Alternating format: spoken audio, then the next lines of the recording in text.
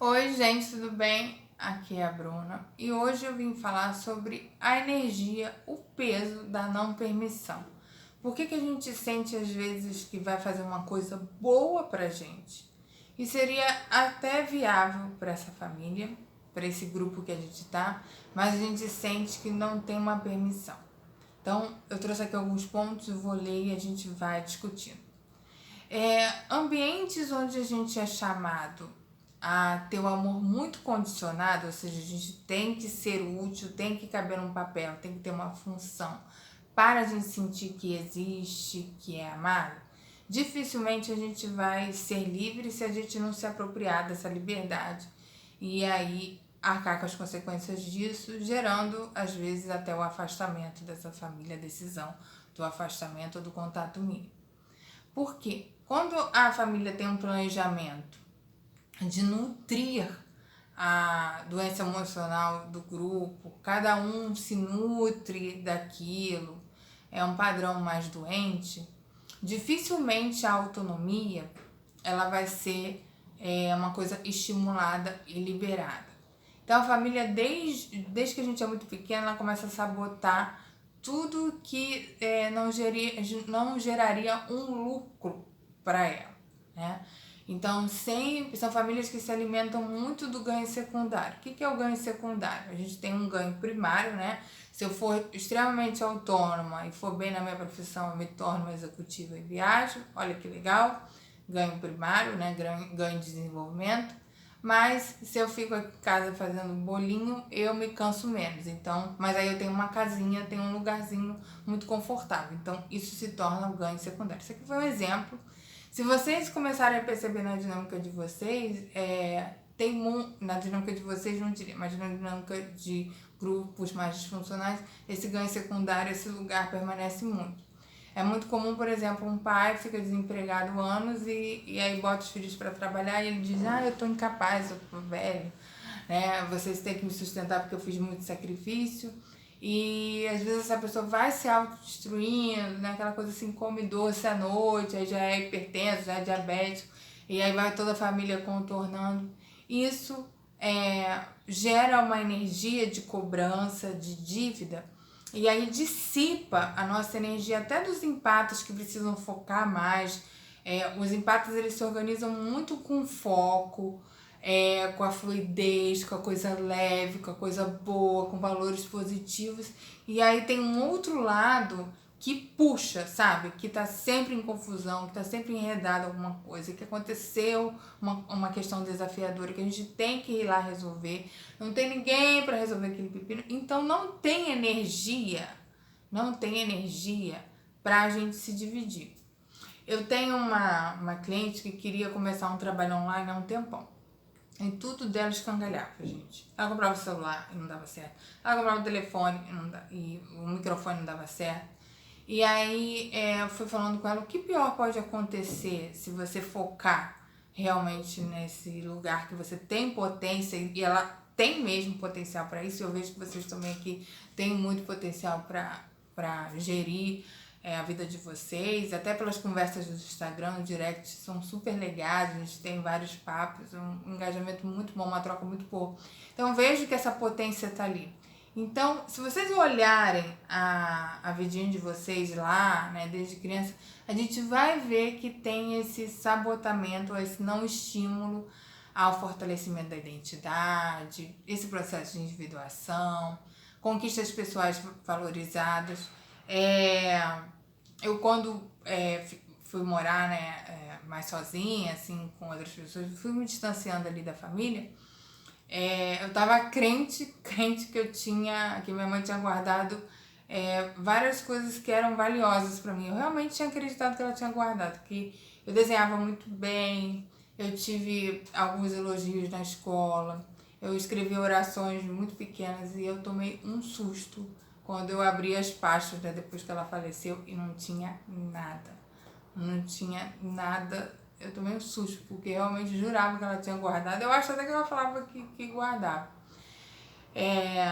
Então, é pra gente ver como a valorização do que a gente é mesmo, daquele ser não é estimulado. Então, a nossa autonomia fica muito bloqueada. Então, a gente acaba, às vezes, até se sabotando por medo dessa vivência da autonomia, a vivência do ganho primário, né? Então, o lar disfuncional, ele gera muito, ele se nutre muito dos próprios interesses para a manutenção de um sistema mais doente, né? Um lar disfuncional, ele tem uma energia, ele tem muita energia, ele tem muita adrenalina, ele tem muita confusão, para justamente mascarar o que de fato precisa ser olhado, né? E aí a gente fica numa dinâmica que a gente fica tentando contornar uma vida inteira esses desafios que essas próprias pessoas se colocaram.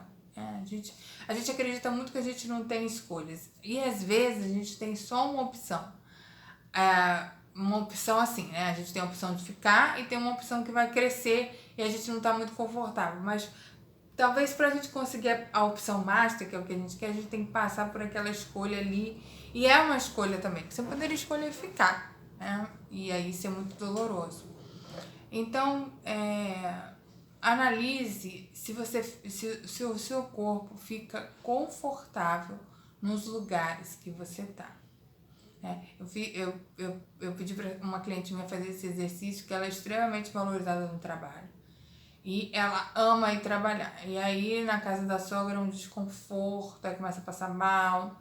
Aí eu falo, gente, olha o seu corpo, olha como você fica. Porque uma das coisas que é muito feita é a confusão. É ou não é? A gente não tem certeza. A família disfuncional, ela não é ruim o tempo todo, mas elas não se põem em dúvida se é ou não é. É verdade que estão me maltratando?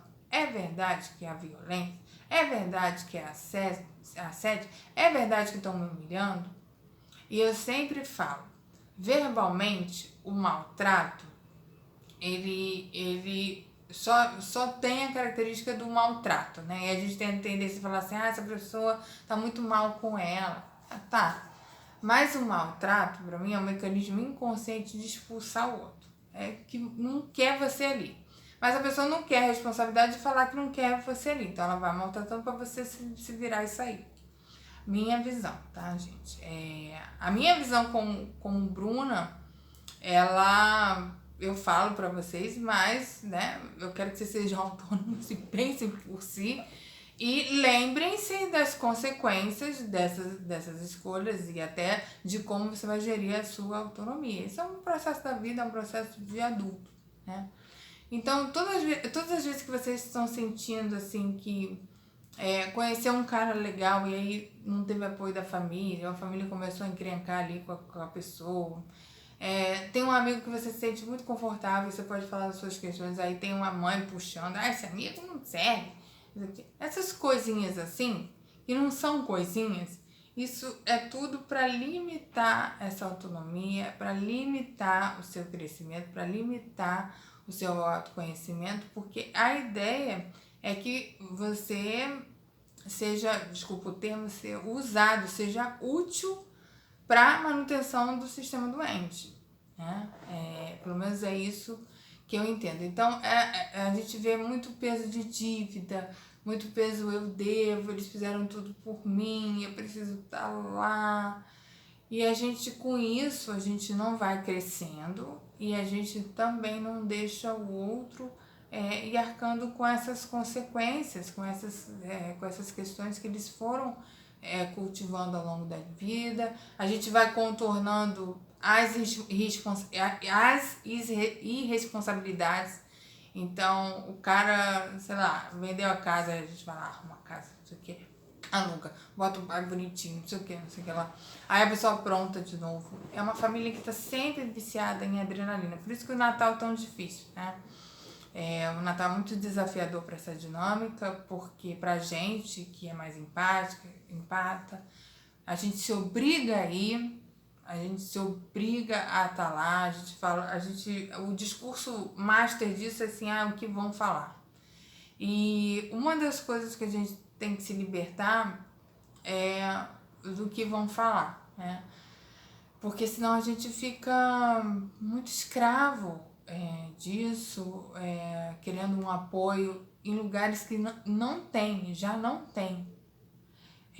Porque quando a gente não apoia um amigo em uma decisão, isso não significa que a gente vai minar aquilo, a gente vai respeitar e a gente apoia em outras instâncias, né? E é isso, eu posso não gostar. Eu tenho uma amiga que ela se casa várias vezes, ela termina, casa de novo, termina, casa de novo. É o padrão dela, assim, eu ia ficar, né, já cansada disso, mas ela gosta, então eu respeito muito. É uma decisão da pessoa, não tem nada com isso. E gosto de muitas outras coisas, tem valores muito parecidos com os meus, é uma pessoa que clinica até do jeito parecido com o meu. Então a gente tem muitos pontos de interseção. Eu quero mais que ela seja autônoma, que ela cresça, que ela fique bem, porque isso é uma coisa que nutre ela. Então tem o meu apoio, tá bom, gente? Então falei um pouco aí da energia de autonomia e a gente vai se falando super bem.